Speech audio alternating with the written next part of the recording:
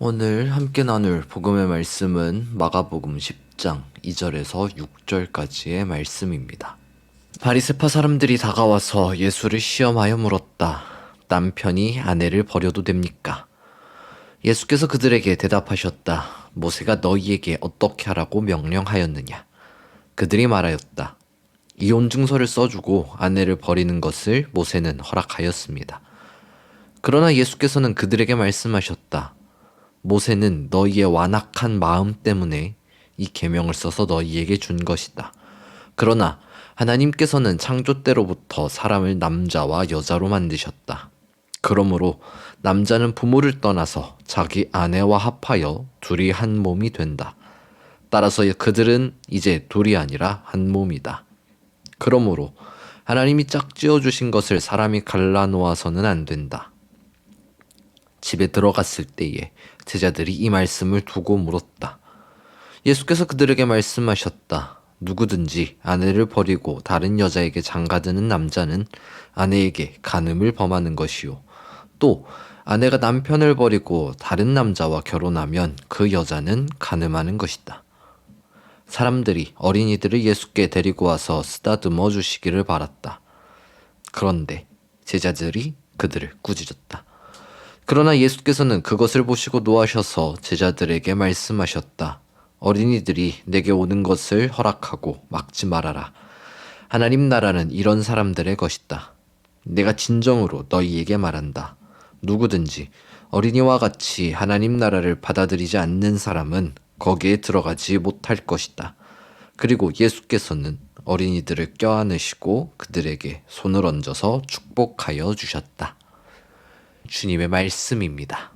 창조주신 하나님과 우리 구원자이신 예수 그리스도께서 주시는 은총과 평화가 오늘 함께 말씀을 나누는 여러분에게 가득하시길 빕니다.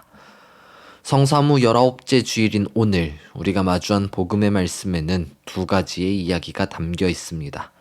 하나는 이혼과 관련된 예수와 바리새파 사람들 사이에 대화가 펼쳐지는 이야기고요. 다른 하나는 어린이들을 데리고 온 사람들을 꾸짖은 제자들을 꾸짖은 예수의 모습을 마주합니다. 이 두 가지의 사건 속에서 발견하게 되는 성숙한 그리스도인의 모습은 어떤 모습일까요? 함께 그 이야기 속으로 들어가 봅니다. 오늘 복음서가 제시하는 두 가지 사건에는 한 가지 공통점이 있습니다. 바로 대화나 사건 속에서 등장하는 대상이 예수 당시의 사회 속에서 제대로 된 사람 취급을 받지 못했다는 것입니다. 이혼이 주제인 이야기 속에서는 여성이 등장합니다. 당시 사회 속에서 여성의 위치는 사람 취급을 온전히 받지 못했죠. 바리새파 사람들의 말 속에서 이것이 분명히 드러납니다. 남편이 아내를 버려도 되는가 하는 질문에서 당시 사회 속에서 여성을 어떻게 취급했는지를 고스란히 발견하게 됩니다. 그런데 예수는 그 말을 뒤엎습니다. 창세기에 나타난 구절을 인용하며 말하는 예수의 말 속에서 우리가 발견하게 되는 한 가지는 결혼관계 속에서 적용되는 이야기만은 아닐 겁니다. 여성은 누군가의 소유물이 아닙니다. 하나님께서 창조 때로부터 만드신 고귀한 존재입니다. 창세기의 기록을 따라본다면 그 여성도 하나님의 숨결, 곧 생명의 호흡을 지닌 존재입니다. 그러니 누군가의 소유가 되어 얻어지거나 버려질 수 있는 위치에 있는 존재가 아니라는 것을 분명하게 보여줍니다.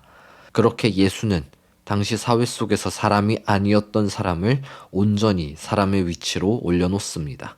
이어지는 어린이 이야기 속에서도 마찬가지입니다.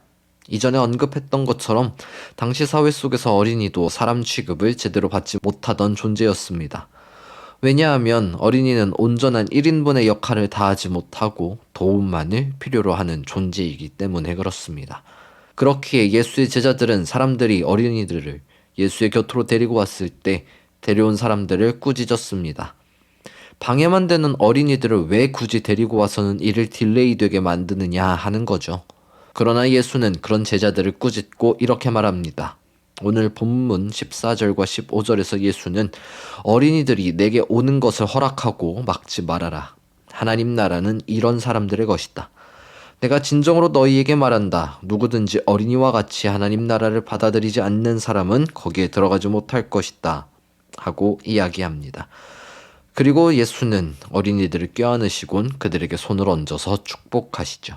그렇게 예수는 사회 속에서 쓸모가 없다 여겨지는 사회에서 가장 작은 자인 어린이를 사회의 중심, 더 나아가서 하나님 나라의 입구에 세웁니다.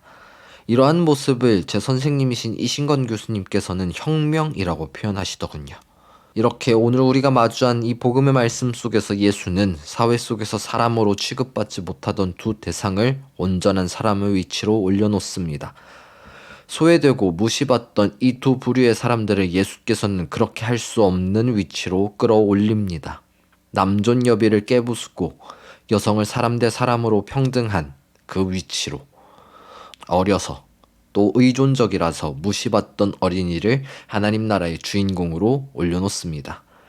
이러한 예수의 말씀과 행동을 통해서 우리는 사람이 어떤 존재인지를 발견하게 됩니다. 그것은 사람은 어느 위치에서든 무시받을 수 없다라는 것입니다. 오늘 본문에서 나오는 여성이든 어린이든 사회적으로 소외되고 약한 사람이든 다른 사람과 성적인 정체성이 다른 성소수자든 코리안 드림을 꿈꾸며 우리나라에 와 열심히 일하는 이주민 노동자든 아주 열심히 일하는데도 제대로 된 대우를 받지 못하는 비정규직 노동자든 사람으로 대우받지 못할 이유가 있는 사람은 그 누구도 없습니다. 모든 사람은 사람이기에 사람답게 살 권리가 있습니다. 그 누구도 무시받아서 안 되고 차별당해서도 안 된다는 이야기죠. 그렇기에 오늘 복음의 말씀이 건네는 성숙한 그리스도인의 모습은 사람을 사람답게 대하는 사람입니다. 예수가 그러했던 것처럼 말이죠. 어느 위치에 있건 어느 상황에 놓여 있건 사람이라면 누구나 사람다운 삶을 영위할 수 있어야 합니다. 그 누구도 사람을 사람답게 살지 못하도록 차별하거나 막을 수 없습니다. 그것이 우리에게 주어진 길입니다. 함께 말씀을 나누는 여러분 모두가 사람다운 사람으로 살아가는 그 하나님 나라라는 세상을 향해 함께 발걸음을 내딛기를 소망합니다.